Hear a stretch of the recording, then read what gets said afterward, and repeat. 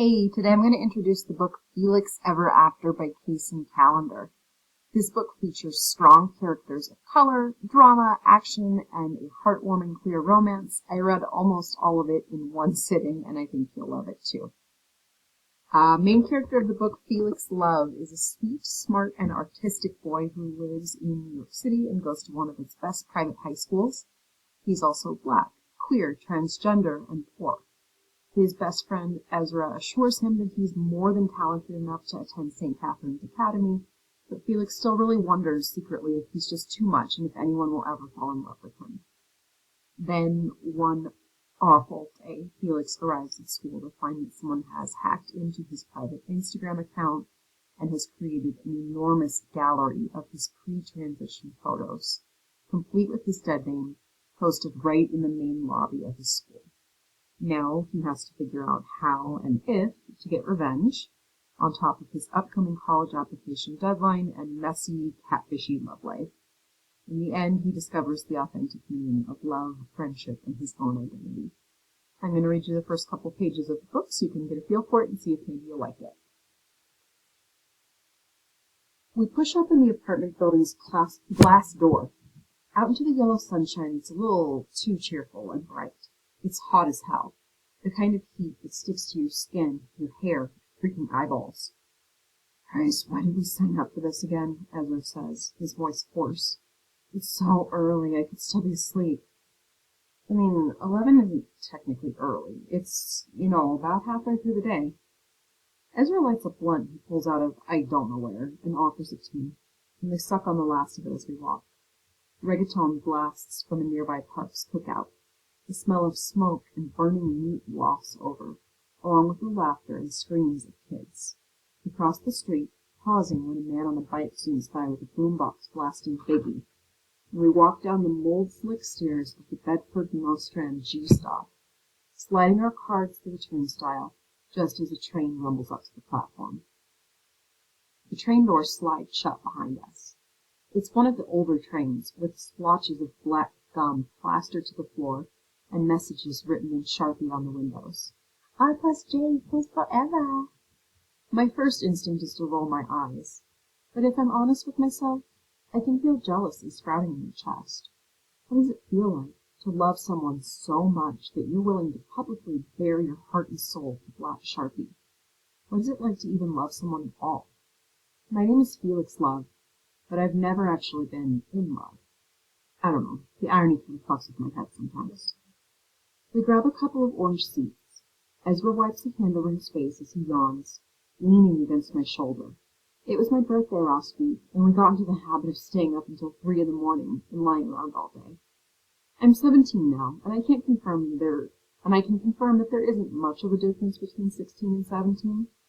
17 is just one of those in-between years, easily forgotten, like a Tuesday, stuck in between sweet 16 and legal 18.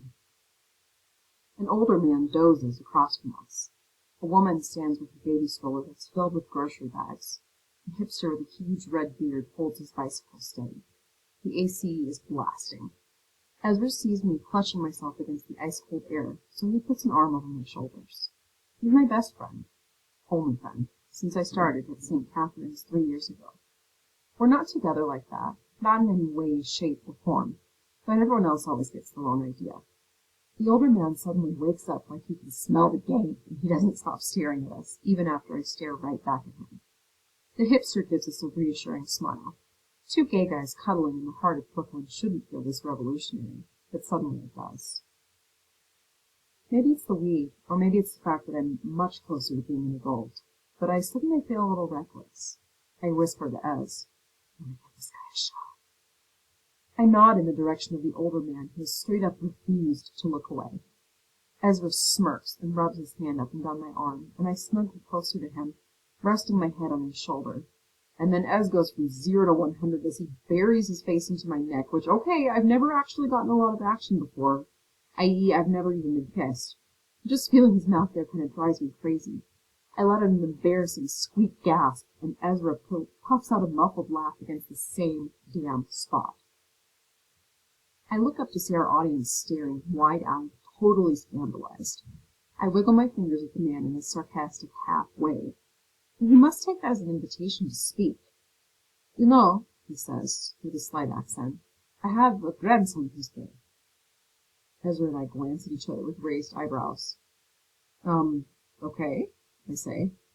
The man nods. Yes, I never knew, and then one day he sat me down, my wife Betsy, before she passed, and he was crying, and he told us, I'm gay.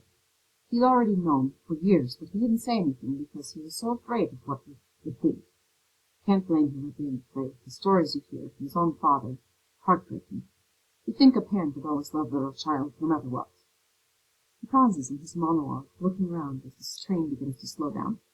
Anyway, this is my stop. He stands as the doors open.